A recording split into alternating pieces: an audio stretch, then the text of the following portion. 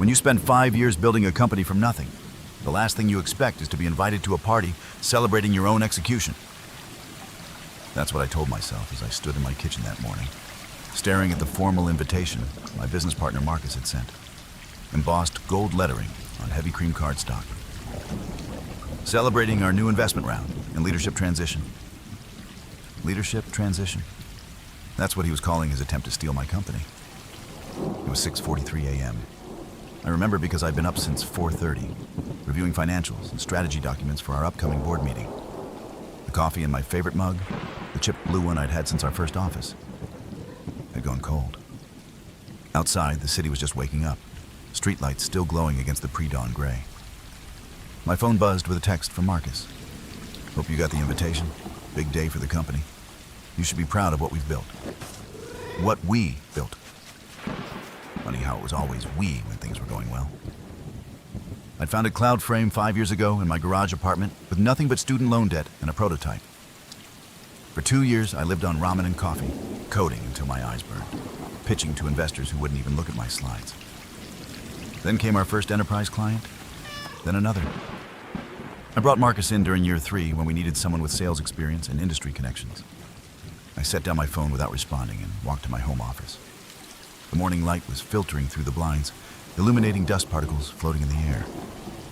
On my desk sat a small cactus, a gift from our first employee, next to a stack of legal documents I'd been reviewing all night. I ran my hand over the folder containing our original partnership agreement. Marcus had no idea what was coming. The first sign something was wrong came 3 months earlier. We'd been in talks with venture capital firm Helix Partners about a Series B funding round.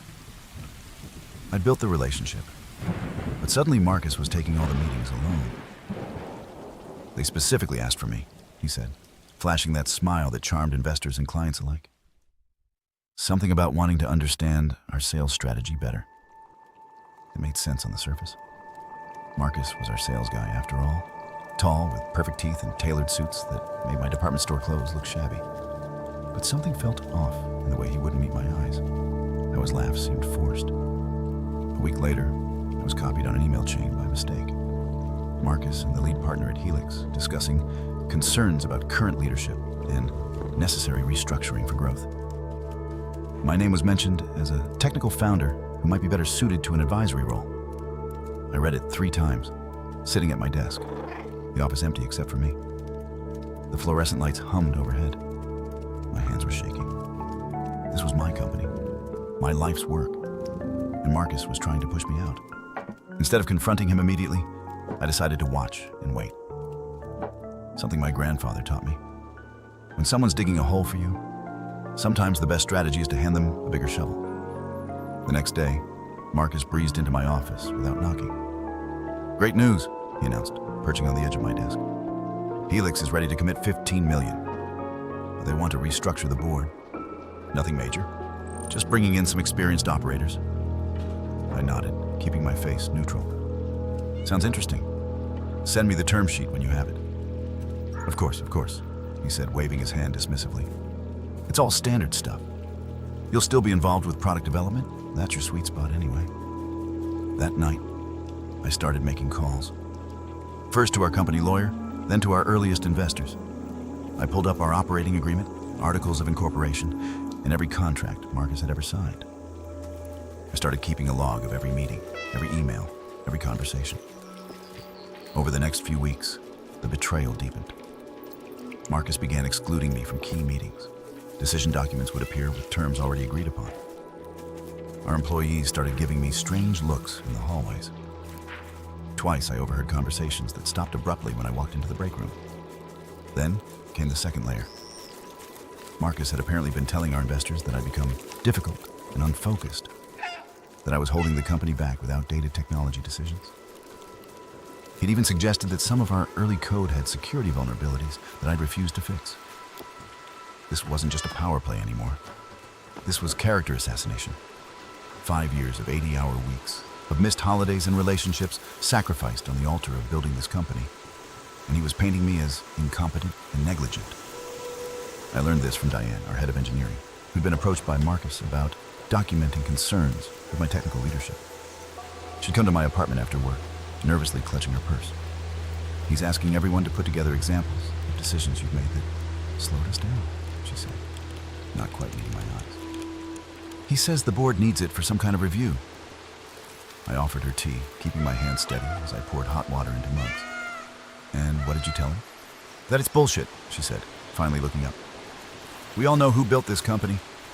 But James, he's got everyone scared. There are rumors about layoffs after the funding round if people aren't seen as team players." I nodded, setting the mug in front of her. "Thank you for telling me. And for the record, I have no intention of going anywhere." After she left, I pulled out the folder again, adding her account to my growing file. Then, I made another call. This one to Roberto, our first investor, who still held a board seat. He'd been suspiciously quiet lately. "I've been meaning to call you," he said, sounding uncomfortable. "Marcus has been making some compelling arguments about bringing in more experienced leadership." "I see," I said quietly. "And when were you planning to discuss this with me?" The silence stretched for several seconds. "Look, James, sometimes founders have to step aside for the good of the company. It happens all the time. The transition package is very generous." "Transition package?" I repeated. "So you've already decided?" "Nothing's final," he backpedaled. "There's a board vote next month after the investment closes. Marcus thinks it would be best if you supported the change publicly, for the sake of the company culture." I thanked him for his honesty and hung up. Then I opened my laptop and began typing an email to someone I'd hoped never to need. Martin Geller, a ruthless corporate attorney who specialized in founder disputes. The subject line, urgent, attempted hostile takeover. 2 weeks later, I received the invitation. The investment round was closing, and Marcus was throwing a celebration at Sky Hall, an exclusive venue on the 50th floor of a downtown high-rise. The guest list included all our investors, key clients, and the entire company. "You should come," Marcus told me, stopping by my office. He was wearing a new watch, platinum, probably worth more than my car. "Show everyone. There are no hard feelings." "No hard feelings about what?" I asked, looking up from my monitor. He smiled, but it didn't reach his eyes. "About the restructuring. The board vote is tomorrow morning, but it's just a formality at this point. I wanted you to hear it from me first. You'll be moved to a technical advisory role. Don't worry, your equity is safe. Vesting schedule unchanged." I leaned back in my chair. "That's very generous." "We couldn't have gotten here without you," he said, his voice dripping with false sincerity. "You built the foundation. Now we just need someone who can scale it." "And that someone is you." "The board thinks so. Helix thinks so." He shrugged, as if the decision had nothing to do with him. "I hope you'll come tonight. Show the team you're supportive of the company's future." After he left, I sat motionless for several minutes, staring at the invitation on my desk. The sheer arrogance was breathtaking. He wasn't just taking my company. He wanted me to smile and applaud while he did it. I picked up my phone and made a final call. "It's happening tonight," he said when Martin answered. "Are we ready?" "All set," the attorney confirmed. "Board members have been officially notified of the special meeting. Documents are prepared. Your evidence file is compelling." "And the timing?" "As you requested. I'll arrive at 8:30 with the paperwork." I hung up and opened my desk drawer. Inside was a small wooden box, a gift from my father when I started the company. I opened it and took out the company's seal, running my fingers over the embossed metal. Then I placed it in my pocket, shut down my computer, and headed home to change for the party. Sky Hall was exactly the kind of place Marcus would choose. All glass and steel and spectacular views, with champagne flowing freely and servers circulating with trays of tiny, expensive food. By the time I arrived at 8 o'clock, the party was in full swing. A banner hung across one wall. "Cloud Frame, the next chapter." I spotted Marcus immediately, holding court in the center of the room, surrounded by investors and industry people. He was wearing a new suit, charcoal gray, perfectly tailored, and laughing at something the Helix partner had said. He didn't notice me come in. Diane saw me first, breaking away from a group to approach me. "I didn't think you'd come," she said quietly. "And miss the celebration?" I smiled, accepting a glass of champagne from a passing server. "How could I?" "Everyone's talking about the announcement," she said, glancing around nervously. "Marcus has been hinting that you'll be stepping back." "Has he now?" I took a sip of champagne. Well, there will definitely be an announcement tonight. She gave me a curious look. But before she could ask what I meant, Marcus spotted me. His smile faltered for just a moment before returning, broader and more artificial than ever. He excused himself from his group and made his way over. James, you made it. He clapped a hand on my shoulder. I wasn't sure you would. I wouldn't miss it, I said. Big night for the company. Huge. Helix just wired the funds this afternoon. $15 million. He lowered his voice. Look, I know this transition isn't what you planned, but it's best for everyone. You'll still be wealthy when we exit. I nodded thoughtfully. You know, I've been thinking about what you said, about the company needing different leadership to scale. His eyebrows rose slightly. You have? Absolutely. Organizations evolve. Leadership needs change. I raised my glass. To CloudFrame's future. Relief washed over his face as he clinked his glass against mine. To CloudFrame. He took a long drink and checked his watch. I should mingle. I'm making the official announcement at 9. Looking forward to it, I said. As he walked away, I checked my own watch. 8:25. I made my way to the bar, ordered a sparkling water, and waited.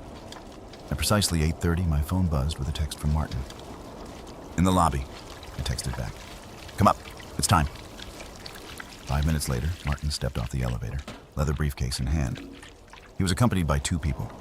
Roberto, our first investor, looking uncomfortable in a rumpled suit, and Amelia Chen, the chairperson of our board, whom Marcus thought was still on a flight from Singapore. I met them by the entrance. Thank you for coming, I said, shaking each of their hands. Roberto couldn't meet my eyes. James, I owe you an apology. I should have come to you directly when Marcus started making these claims. We'll discuss that later, I said. Right now, we have business to attend to. Amelia, sharp-eyed and formidable even after a 16-hour flight, nodded briskly. Let's get this done. The evidence you sent was disturbing. At 8:55, Marcus tapped a knife against his glass, calling for attention. The room gradually quieted as he stepped onto a small platform at the front. Behind him, a screen displayed the CloudFrame logo.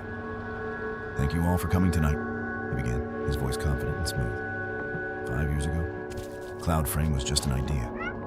Today, we're announcing a $15 million investment that will take us to the next level. Applause filled the room. Marcus raised his hands, soaking it in.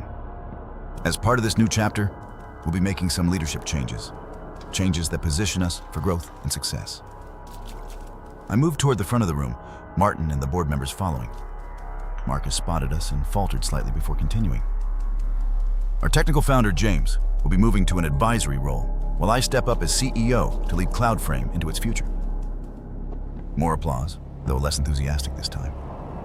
I could see confusion on some faces, particularly among our employees. Before you continue, I said, my voice carrying across the suddenly quiet room, there's something the board would like to address. Marcus's smile froze. This isn't really the time or place for... Actually, Amelia cut in, stepping forward. As board chair, I'm calling an emergency board meeting, right now. Marcus's eyes darted between us. That's not possible. You're supposed to be in Singapore. I caught an earlier flight when I received some very troubling documents, she replied, coolly. The room had gone completely silent. Employees, investors, and industry guests all watched the drama unfolding. Martin stepped forward, opening his briefcase. As corporate counsel, I've prepared documentation based on evidence of breach of fiduciary duty, attempted corporate theft, and fraudulent misrepresentation. Marcus's face flushed. This is ridiculous. We can discuss any concerns privately. Like you discussed your concerns about me privately? I asked quietly. With investors? With employees? With our clients? I turned to address the room. For those who don't know what's happening, let me clarify. Marcus has been attempting to remove me from the company I founded by spreading false information about my performance in CloudFrame's technology. I nodded to Martin, who distributed folders to the board members present. These documents show that Marcus has violated his employment contract, partnership agreement, and fiduciary duties. They also show that he misrepresented the company's situation to Helix partners. The Helix partner stepped forward, frowning. What are you talking about? I turned to him. The technical vulnerabilities Marcus told you about? They don't exist. The declining metrics? Manipulated. Customer dissatisfaction? Fabricated. I pulled out my phone and opened an email. This is a message Marcus sent to you claiming I refused to fix critical security issues. On the same day, our security audit from CyberVerify gave us their highest rating for the third consecutive quarter. Murmurs spread through the crowd. Marcus's face had gone from red to white. "This is a misunderstanding," he said, his voice strained. "James is upset about the transition, and—" "There is no transition," Amelia interrupted. "The board never approved any leadership change." "The documents speak for themselves," Martin added, including emails where Mr. Marcus explicitly discusses his plan to remove the founder through false claims and manufactured evidence. Marcus stepped down from the platform, moving toward me. "James, we can work this out. This is just business, nothing personal." I met his eyes calmly. "It became personal when you tried to destroy my reputation, to steal my company." Roberto cleared his throat. "As a board member, I move that we vote immediately on the resolution before us." "Seconded," said Amelia. The vote took less than a minute. Marcus watched in stunned silence as his plan collapsed around him. "Effective immediately," Amelia announced. Marcus Allen is removed from his position as Chief Revenue Officer and from the Board of Directors of CloudFrame, Inc. His employment is terminated for cause, and all unvested equity is forfeited according to the terms of his employment agreement. The room erupted in whispers. Marcus's face contorted with rage. "You can't do this," he hissed. "Helix won't invest without me. I brought them in." The Helix partner stepped forward again. "Actually, we invested in the technology and the company James built. If anything, this makes us more confident in our investment, not less." Marcus looked around wildly, seeking allies and finding none. "This is a mistake. You need me. The sales pipeline will be handled," I finished for him. "Your access to company systems has already been revoked. Security will escort you out and arrange for your personal items to be delivered to you." As if on cue, 2 security guards appeared by the elevator. Marcus stared at them, then back at me, his composure finally cracking. "You planned this," he said. "You set me up." I shook my head. "I just gave you enough rope. You did the rest yourself." I reached into my pocket and pulled out the company seal. "You forgot something important, Marcus. I didn't just write the code. I wrote the contracts too." The security guard stepped forward. After a moment of tense silence, Marcus straightened his tie, shot me a venomous look, and walked stiffly toward the elevator. The doors closed behind him, and he was gone. The aftermath was both simpler and more complicated than I expected. Some employees were shocked. Others admitted they'd seen signs of Marcus's deception. The Helix investment proceeded as planned, though we negotiated slightly different terms. The hardest part was rebuilding trust, not just with investors or clients, but within our team. Marcus had created factions, whispering different stories to different people. It took months of transparent communication and consistent leadership to heal those divisions. 6 months after the Sky Hall incident, as we came to call it, CloudFrame was smaller but stronger. We let go of a few people who'd been too closely aligned with Marcus's vision, and hired others who shared our values of honesty and collaboration. On the anniversary of our founding, I brought in my old blue coffee mug from home and placed it on my desk at our new office. Smaller, less flashy, but paid for with honest work and genuine growth. Diane noticed it during our morning meeting. "Still using that old thing?" she asked, smiling. "Some things are worth keeping," I replied, running my finger along the familiar chip on the rim.